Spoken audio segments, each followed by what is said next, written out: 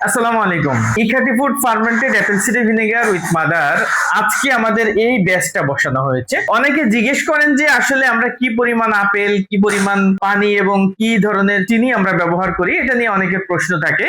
তো সেই বিষয়টা আমি আপনাদেরকে একটু ইনশিওর করব যে আমাদের আপেল দেখেন এখানে এই জারের মধ্যে কিন্তু পুরাটাই আপেল এবং এখানে শুধুমাত্র ভিজানো হয়েছে পানি দিয়ে।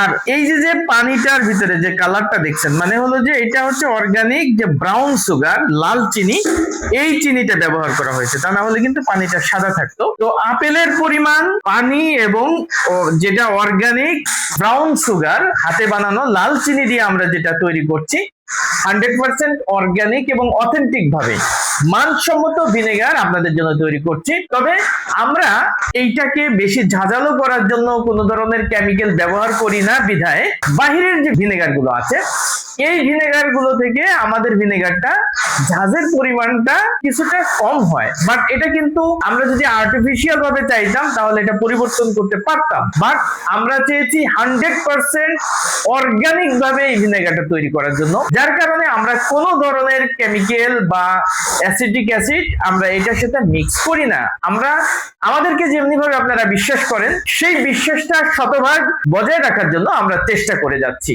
আমরা আজকে এখানে কিন্তু দেখতেছেন আমরা প্রায় 100 কেজির উপরে আপেল আজকে বসানো হয়েছে। এদিকে আছে আমাদের এই যে এই সাইডটা যদি আমরা দেখি তো এখানেও প্রচুর পরিমাণে বসানো হয়েছে। এগুলো সবই আজকের বসানো।